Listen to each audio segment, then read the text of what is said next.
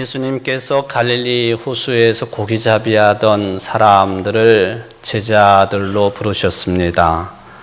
아마 처음으로 이렇게 부르심을 받은 사람들이 누구였느냐를 따져보면 아마도 베드로와 안드레 형제하고 그리고 세베대의 두 아들들 야고보와 요한 이 네 사람들이 첫 제자들로 부르심을 받은 것이라고 볼 수가 있겠습니다. 그때 예수님께서 나를 따르라 그렇게 하시면서 제자들을 불러주셨습니다. 예수님을 따라서 하나님의 나라를 크게 건설해야 된다고 하는 사명이 또 소명이 저희들에게 부여가 되는 순간이 되겠습니다. 그런데 나를 따르라 하실 때에 저는 이 요청 속에 두 가지가 아주 중요한 의미가 담겨 있다고 판단을 합니다. 그 중에 아마도 가장 근본적인 내용은 뭐냐 하면은 나에 대한 신앙을 고백하라 하는 그런 요청으로 해석합니다. 마태복음 16장에서 예수님이 제자들에게 물으시기를 너희는 나를 누구라 하느냐 하고 물으셨을 때에 베드로가 답변했지요. 주는 그리스도시요 살아계신 하나님의 아들이십니다. 예수님을 따른다고 하는 것은 선생님을 따르는 것처럼 또는 지도자를 따르는 것처럼 따를 수도 있겠지만 예수님을 따르면 가장 먼저 해야 될 일이 있다고 한다면 주님께 대한 신앙 고백입니다. 도대체 내가 따라야 될 주님이 어떤 분이신지에 대한 고백이 있어야만이 생명을 바치면서 따를 수 있기 때문에 바로 주는 그리스도이십니다. 그리고 살아계신 하나님의 아들이십니다. 하는 이것을 고백하라고 일단 고백하라고 예수님께서 제자들을 부르셨다고 저는 판단을 합니다.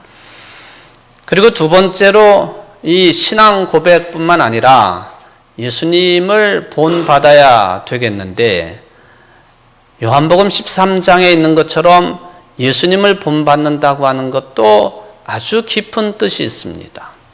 당시에 고대 그리스 철학이나 로마 철학이나 또는 수사학자들 이 사람들도 본받을 대상들인데 저들을 본받는다라고 할 때에 그 사람들이 곁에서 행동하고 생각하고 내리는 지침이나 사상이나 이런 것들을 선생으로 생각하면서 본을 보여주고 있고 또 본을 받는 것으로 당시의 흐름이 그랬습니다. 철학적인 흐름, 사상의 흐름이 그랬다 하는 것이죠. 그런데 예수님을 본받는다고 하는 것은 곁에 이러한 스승이 있어서 본받는다고 하는 것을 훨씬 뛰어넘습니다. 그 대표적인 예가 요한복음 13장에 나와 있는 것처럼 예수님이 최후의 식사를 제자들과 나누시면서 대물을 떠다가 허리를 동이시고 또 수건을 가지시고 제자들의 발을 씻어주시는 본을 보여주셨습니다. 내가 이렇게 너희들에게 본을 보였으니 너희들도 나를 따르라 하는 그런 본이 되겠습니다. 이 예수님의 제자들의 발을 씻어주시는 이 본은 옆에서 보여주는 본과는 차원이 다릅니다. 왜냐하면 무릎을 꿇으시고 아래에서 밑에서 보여주는 본이시기 때문에 그렇습니다. 그러므로 예수님이 나를 따르라 하실 때에는 나에 대한 신앙 고백도 해야 할 뿐만 아니라 내가 이렇게 무릎을 꿇고 겸손과 사랑의 본을 보인 것처럼 너희들도 사람들에게 세상 속에서 사랑과 겸손의 본을 보이며 사는 제자들이 되어야 된다라고 하는 크나큰 뜻이 들어있다라고 하는 것이죠. 예수님의 이 겸손과 사랑의 본의 가장 정점이 십자가의 고난과 죽음심이라고 하는 것은 여러분들이 잘 알고 계실 것입니다. 사도 바울에 관한 말씀입니다. 데살로니가 전서 1장 6절 이하에 보면 바울 사도는 데살로니가 교인들에게 자기 자신을 본받으라고 요청을 합니다. 그리고 그것이 곧 어떤 의미냐 하면은 나를 본받는 것이 예수님, 주님을 본받는 것이다 라고 하는 그런 이야기를 하고 있습니다. 굉장히 중요한 말씀이 되겠습니다. 나를 본받아라 또는 우리를 본받아라. 그리고 주님도. 그러니까 바울이 교인들에게 본이 되고 교인들이 바울의 본을 따라서 신앙 고백도 하고 삶을 영위하는 것은 곧 예수님을 본받는 것과 똑같은 것이다 라고 하는 그런 의미가 되겠습니다. 이렇게 데살로니가 교인들은 바울을 본받는 사람이 된 결과로 이제는 그들 자신도 본받는 사람에서 그치는 것이 아니라 본이 되는 사람들이 되었습니다. 성경은 그것을 마케도니아와 아가야 지방 사람들에게 데살로니가 교인들이 본이 되었다라고 기록을 해놓고 있습니다. 말로만 전해지는 복음이 아니라 능력과 성령과 많은 확신으로 퍼져나가는 복음의 역사를 이렇게 기록해 놓았다고 생각을 해볼 수가 있겠습니다. 이렇게 복음이 전해지는 과정 속에는 본이 되는 분들이 계시고 또 본받는 자들이 있고 또 본받는 자가 다시 본이 되고 하는 마치 체인이 연결이 된 것처럼 이게 연결고리가 계속 이어지면서 복음은 땅끝까지 확산이 되었다라고 하는 것을 찾아낼 수가 있겠습니다. 바로 이렇게 복음이 확산되는 과정 속에 중요한 역할을 감당한 지역이 데살로니가 교인들이 이 지역 사람들에게 본이 되었다고 했는데 아가야 지방이고 아가야 지방의 핵심적인 지역이 고린도라고 하는 도시였습니다. 항구 도시가 되겠습니다만은 바로 오늘 본문 말씀이 이 아가야 지방의 핵심 도시인 고린도 지역에 세워진 고린도 교회와 관련된 내용이 되겠습니다. 알려진 바로는 서기 50년경에 바울 사도는 고린도에 들어갔습니다. 그리고 1년 반 동안을 머물면서 복음을 전하고 또 자연스럽게 교회가 탄생이 되어지고 교인들이 모이게 되었습니다. 그리고는 바울은 그 지역을 떠나서 다른 지역에 복음을 전하게 되었습니다. 다른 지역에 살면서 생활하면서 고린도 교회에 대한 많은 소식을 접했습니다. 당연히 기쁘고 좋은 소식들도 있었습니다만은 한편으로는 고린도 전후서가 계속 언급하고 있는 것처럼 매우 불행스럽고 안타까운 소식들도 바울에게 전해지게 되었습니다. 예를 들면은 우상에게 바쳐진 제물, 고기를 먹느냐 마느냐 하는 문제가 또한 대두가 됩니다. 고린도 교인들이 성령의 역사로 많은 은사를 누리고 있었는데 그 은사의 다양성에 따라서 어떤 사람이 받은 은사가 더 귀한 것이냐 또는 높은 것이냐 이러한 그 시기 다툼이 고린도 교회의 문제였습니다. 여성들이 예배를 드릴 때 머리에 천을 가리느냐 가리지 않는 것도 문제가 되었습니다. 성찬식과 더불어서 만찬을 베풀 때 부자들은 더 많이 배불리게 먹고 가난한 사람들은 먹지 못하는 그런 문제도 발생을 했습니다. 매우 불미스러운 내용들이죠.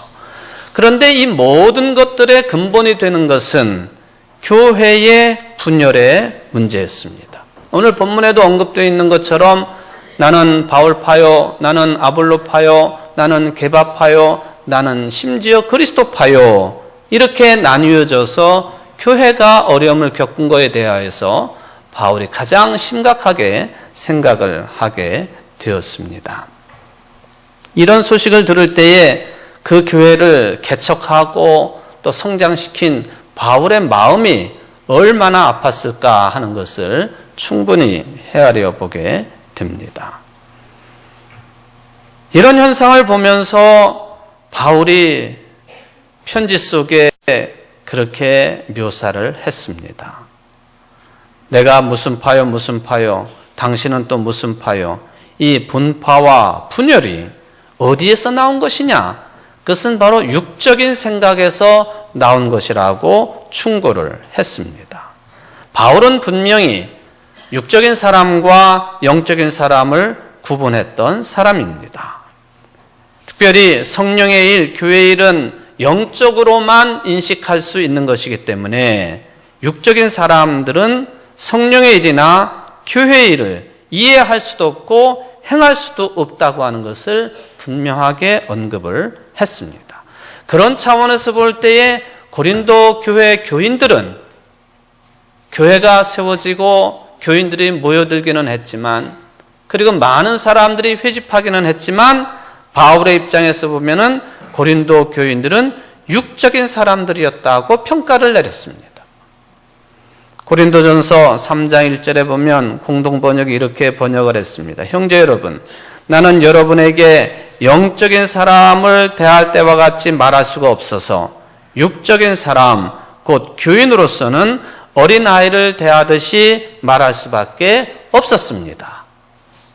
고린도 교인들을 육적인 사람들, 거의 동의어로 사용을 하는 것처럼 어린아이와 같은 수준의 사람들이었다라는 평가를 내리고 있습니다. 우리는 오해를 하면은 이 육적인 사람, 영적인 사람이라고 하는 이 구분이 성속을 분리하고 또 영혼과 육체를 분리하는 그리스 또는 로마의 철학처럼 사상처럼 이것을 철저하게 분리함으로 오는 그런 그 사상 배경, 신앙 배경을 바울이 가지고 있다라는 그런 착각을 할 때도 있습니다. 물론 그것도 영향이 있겠습니다만은 사도 바울이 말씀하고 있는 육적인 사람, 어린아이와 같은 사람이라고 하는 이 말이 어떤 뜻이냐 하면은 여러분들이 쉽게 받아들일 수 있는 표현을 사용하면은 성숙하지 못한 사람들이었다 그런 뜻입니다. 교인은 교인이지만 예수를 믿는다고 말은 하지만 성숙하지 못한 교인, 성숙하지 못한 그리스도인, 성숙하지 못한 교회, 이게 바울이 말하고 있는 육적인 사람 또는 어린아이와 같은 수준이라고 하는 표현에 가장 가까운 해석이라고 생각해 볼 수가 있겠습니다. 교회 안에도 이런 육적인 사람들이 있지요. 어린아이와 같은 사람들이 있습니다. 말을 해도 행동을 해도 무엇을 해도 성숙치 못한 말과 행동을 하게 되면 그런 사람은 바울의 말을 빌리면 육적인 사람입니다. 어린아이 같은 신앙인입니다. 물론 예수는 믿어요. 교회는 출석을 해요. 그런데 수준이 그 정도밖에 되지 않는다 하는 평가를 바울은 내려놓고 있습니다. 반면에 영적인 사람이라고 하는 말, 제가 육적인 사람이라고 한 해석을 그렇게 내려놓았으니 영적인 사람은 누굴 의미하느냐? 분명하게 대답이 주어집니다. 성숙한 사람이지요. 영적인 사람 그러면은 홀로 고상한 척하고 또 소리내어 기도하고 또 성경만을 늘 읽는 사람, 성경을 옆에 끼고 다니는 사람, 세상 사람들과 어울리려고 하지 않는 사람, 거룩하게 보이는 사람, 이런 그 외형적으로 드러나는 것을 가지고 영적인 사람이라고 말할 수도 있겠지만 그런 평가는 좀 부족합니다. 영적인 사람이라고 하는 바울 말씀의 뜻은 성숙한 신앙인이다 그런 뜻입니다. 성숙한 교인이다 하는 것이죠. 성숙한 그리스도인이다 라고 하는 의미가 담겨 있습니다. 이런 차원에서 보면 바울이 고린도 교회 신자들을 볼 때에 교인들이 예수 믿는 것은 분명하지만 육적인 사람들이요 어린아이와 같은 사람들이었습니다. 어린아이들의 특징이 여러 가지가 있겠지만 어린아이들은 자기밖에 몰라요. 솔직히 예수님께서 어린아이와 같지 않으면 천국에 들어갈 수 없다 그 말씀을 하셔서 항상 혼돈이 되는 것이 도대체 어린아이와 같다고 하는 것이 무엇을 기준으로 말씀하신 것이냐, 그게 혼돈이 올 때가 있지요. 저는 생각하기를 어린아이처럼 하나밖에 모르는 것, 즉 어린아이처럼 하나님 나라밖에 모르는 것, 그것을 기준으로 말씀하신 것이 아닌가 하는 생각을 늘 하게 됩니다. 근데 여기서 말하는 어린아이와 같다고 하는 것은 한 가지밖에 모르기 때문에 자기의 작은 세계에 사로잡혀 있기 때문에 사소한 것을 가지고 시기하고 질투하고 싸우고 토라지고 가까이 해야 될 사람을 멀리하고 정말로 가까이 해야 될 본질은 저버리고 비본질적인 것에 매여서 살아가는 사람이라고 할 때에, 그런 교인이라고 할 때 어린아이와 같은 신앙인이요, 육적인 사람이라고 하는 바울의 평가를 넘어설 수가 없겠습니다. 육적인 사람, 어린아이와 같은 사람, 나이가 어리거나 공부를 적게 했다거나 인격이 잘못되었다는 것이 아닙니다. 아무리 나이가 들고 공부를 많이 하고 인격적으로 고상해도 어린아이와 같다라는 평가를 받을 수 있는 거예요. 그것은 복음의 중심을 꿰뚫지 못하고, 따라서 생명의 중심을 꿰뚫지 못하고, 인생의 삶 자체의 의미가 무엇인지를 꿰뚫지 못하면 어린아이 같은 거예요. 육적인 사람이지요. 아무리 많이 배워도, 나이 먹어도, 인격이 고상해도 신앙적인 측면에서 보면은 어린아이 같은 사람이 있을 수가 있다 하는 것이죠. 물론 이것을 쉽게 구별한다고 하는 것은 어려운 일입니다. 왜냐하면 심지어는 여러분 자신이 내가 누구인지도 모르는 상태에서 살고 있을 수도 있기 때문에, 더군다나 영적인 문제, 신앙적인 문제에 있어서 그 깊이를 꿰뚫고 신앙생활, 교회생활을 영위한다고 하는 것이 쉽지 않기 때문에 그렇습니다. 그래서 바울은 교인들에게 교회생활, 신앙생활, 인생의 삶에 있어서 무엇이 핵심적인 것인지를 설명을 하게 되었고, 그것을 비유를 들었는데 식물이 자라나는 것을 비유로 들어서 이 핵심적인 내용을 언급을 했습니다. 바울은 복음의 씨를 뿌린 사람이라, 아볼로는 물을 준 사람이라, 그런 표현이지요. 이 표현만 보면은 바울이 더 중요한 역할을 감당한 사람인지 아볼로가 더 중요한 역할을 감당한 사람인지 이것 가지고 따질 수 있는 근거는 될 수가 있겠습니다. 근데 바울이 말씀하실 때 그런 것 가지고 따지는 것이 바로 육적인 사람이요, 어린아이와 같은 수준이라고 평가를 했습니다.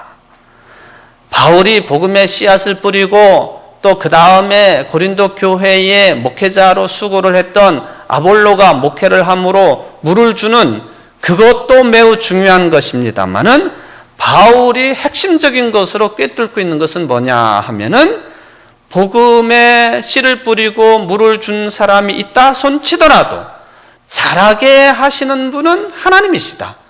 이게 핵심이었습니다. 자라게 하시는 분은 한 분 하나님이시다.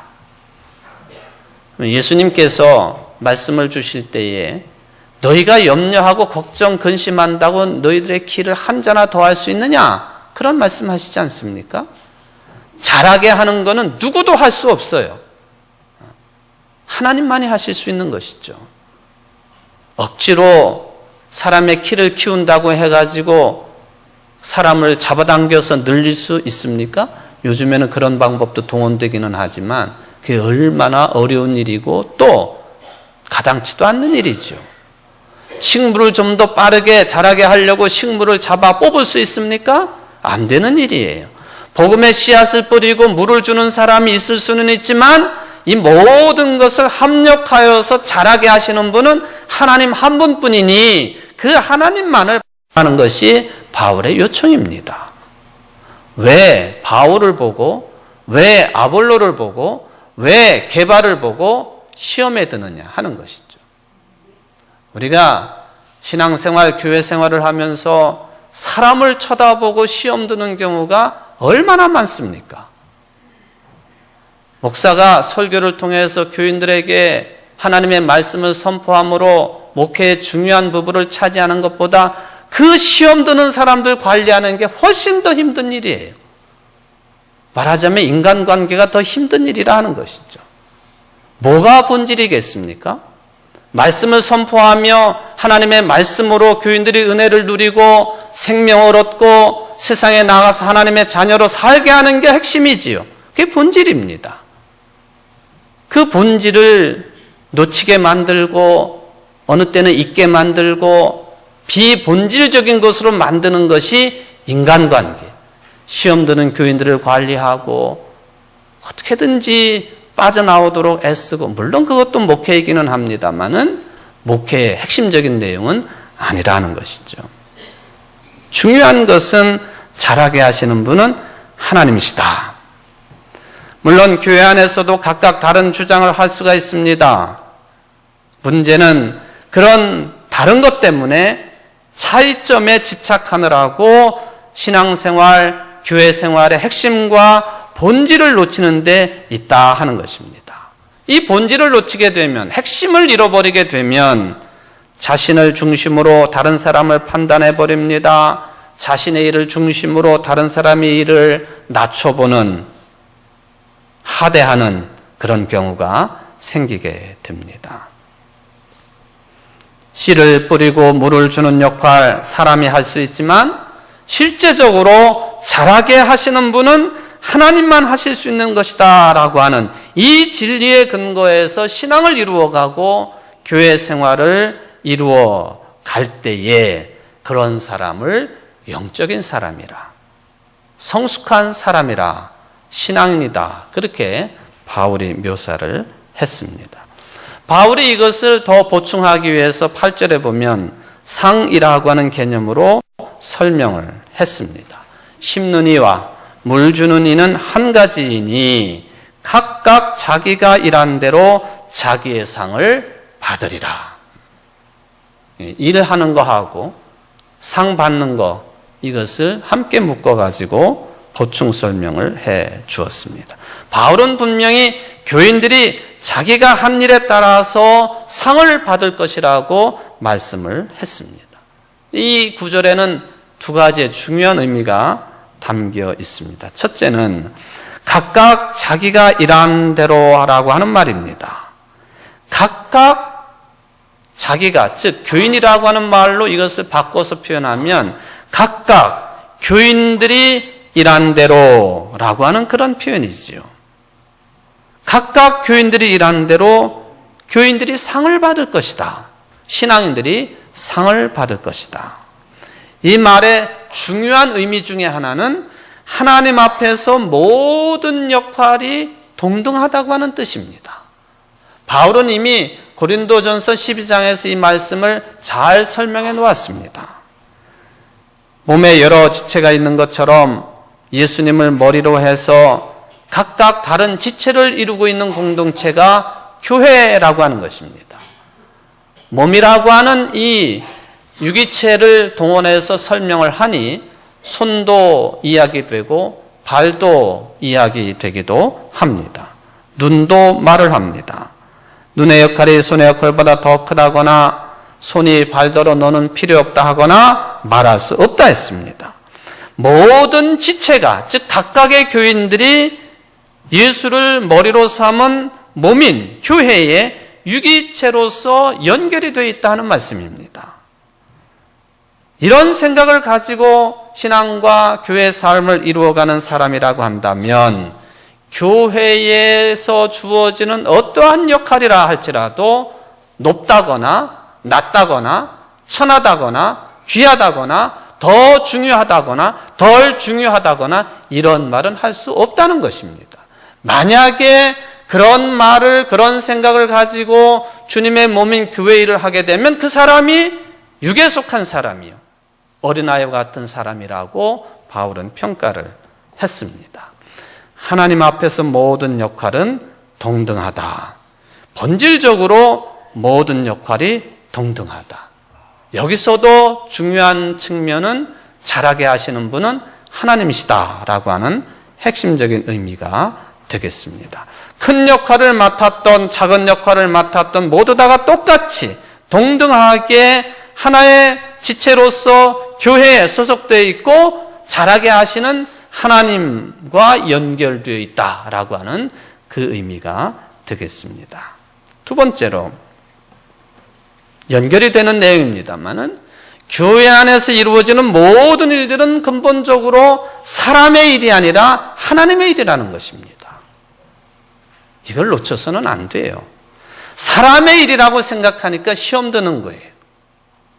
하나님의 일입니다. 무엇을 하든지 설교를 하든 청소를 하든 식당 봉사를 하든 주방 봉사, 주차장 봉사, 찬양대원, 교사, 집사, 권사, 장로, 목사 모든 일을 하든 다 하나님의 일입니다. 왜 하나님의 일을 하면서 시험 듭니까? 어린아이 같기 때문에 내가 육적인 생각을 하고 있기 때문에 시험 드는 거예요. 여러분들이 시험 들었다는 게 아니라 사도 바울이 그런 차원에서 말씀을 하신 겁니다. 여러분, 적어도 기쁨의 일, 감사의 일, 충만한 일, 교회의 일, 신앙에 관계되는 것 때문에 시험 들지 마십시오. 모든 일이 하나님의 일입니다. 감사로, 기쁨으로, 충만함으로 감당해야 될 줄 믿습니다. 이것이 가능하려면은 내가 하는 일이 그게 어떤 모습이든지 간에 하나님의 부르심에 따라 소명의식으로 감당해야 됩니다. 하나님으로부터 부름받았다는 것이죠. 콜링이라고 하는 말, 소명 또는 소명의식을 해서 중요한 것입니다. 여러분들의 모든 활동은 본질적으로 하나님의 일입니다. 똑같습니다. 그러므로 사람이 무슨 판단을 하든지 그 판단으로부터 자유를 누릴 수 있습니다. 세상이 무엇라고 말하든지 간에 하나님의 일을 한다고 하는 차원에서 자유를 누릴 수 있다는 것입니다. 여러분, 신앙생활, 교회 생활하면서 억눌리지 마십시오. 마음껏 자유를 누리시며 하나님의 일을 감당할 수 있는 우리 청주제일교회 모든 성도들 되시기를 바랍니다. 고린도 교인들이 이 문제에 걸려가지고 시끄러운 교회가 되었습니다. 오죽했으면 바울이 당신들을 어린아이로 생각하면서 말하겠다 이렇게까지 표현을 했겠습니까? 여러분들은 지금 형편이 어떻습니까? 어린아이 수준입니까? 성숙한 영적인 사람입니까? 어떻게 하면 다른 사람의 판단에 의해서 좌지우지 되지 아니하고 하나님과의 관계, 즉 생명 자체에만 온전히 집중할 수 있는 성숙한 사람, 영적인 사람이 될 수 있을까요? 바울은 이것을 깨달은 사람이기 때문에 자기는 예수 그리스도의 십자가 외에는 다른 것을 더 이상 알고 싶지 않다고 고백을 합니다. 바울이 이런 정도까지 신앙 고백하며 교회 일을 교회 지도자로서 감당할 수 있었던 그 근거가 무엇일까요? 바울에게 무엇이 가장 큰 기쁨이었고 가장 큰 평화였고 가장 큰 자유로움이었을까요? 늘 듣는 말씀입니다마는 바울은 예수 그리스도 안에서 또 하나님과 연결되는 생명의 삶에 집중함으로 죄와 죽음의 문제로부터 평화를 얻었고 죄와 죽음의 문제로부터 자유를 얻었고 죄와 죽음의 문제로부터 기쁨을 향유할 수 있는 사람이 되었습니다. 그러기에 이런 신앙 고백이 가능했습니다. 이처럼 바울처럼 바울의 본을 받아가지고 예수와 하나 된 사람들은 더 이상 스스로가 자기 자신을 완성하기 위해서 애를 쓰지 않아도 됩니다. 예수님을 통해서 이미 생명 얻었기 때문에 그렇습니다. 죽은 자들로부터 부활하신 예수님을 통해서 부활을 경험했기 때문에 그렇습니다. 제자들, 초대교회 교인들 바로 이러한 신앙 체험을 하고 세례를 받고 예배에 참여하고 세상에서 그리스도인으로서 목숨을 바치면서까지 신앙의 삶을 이루었던 사람들이라고 하는 것을 우리는 기억을 합니다. 이 진리를 실제로 알고 믿는다고 한다면 바울처럼 바울을 본받아서 질적으로 전혀 새로운 삶의 세계에 들어갈 수가 있습니다. 결단코 세상의 기준으로 인정받는 일에 묶이지 아니하고 살아갈 수가 있습니다. 그러므로 상을 받는다고 하는 바울의 말을 그래서 우리는 깊이 생각을 해봐야 될 것입니다. 남들보다 더 좋은 것을 받는 것이 상이라고 하는 개념에 사로잡혀 있습니다만은 바울이 말씀하고 있는 이 진리에 사로잡힌 사람들이 각자가 하는 일에 따라서 상을 받을 것이다 라고 할 때 그런 개념이 아닙니다. 하나님 안에서 자기에게 맡겨진 일을 하는 것, 그것 자체가 바울이 말하고 있는 상입니다. 여러분, 이 상을 이미 누리고 계시지 않습니까? 하나님 앞에서 여러분들에게 맡겨진 일들을 제대로 감당하고 있으니 그것 자체가 상이라고 하는 것, 상 받은 것이라고 하는 사도 바울의 말씀이 여러분들에게 주시는 하나님의 말씀 되시기를 바랍니다. 바로 교회 일을 통해서 그리스도인의 삶을 통해서 하나님과 생명의 관계를 이미 맺고 있다고 하는 것보다 더 큰 상은 없습니다. 이것보다 더 큰 상을 바라십니까? 더 큰 상이 없습니다.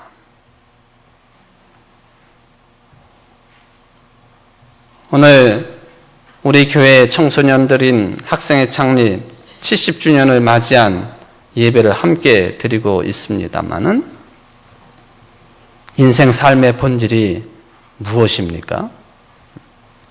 하나님과의 생명의 깊은 관계 속에서 그것을 기쁨으로 받아들이며 하나님 앞에서 하는 모든 일들이 이미 상받은 증거라고 하는 것을 가지고 살아가는 것이 그게 인생 삶의 깊이가 아니겠습니까? 아직 어리고 또 청소년기이기 때문에 우리 청소년들이 그것을 깊이 깨닫기는 쉽지가 않겠습니다만은 오늘 말씀 속에서 이것 하나만은 꼭 기억해 두시기를 바랍니다. 여러분을 하나님께서 자라게 하십니다. 하나님께서 자라게 하십니다. 이 말의 의미는 하나님만이 하나님의 방식으로 우리 청소년들의 삶을 지켜주신다는 뜻입니다.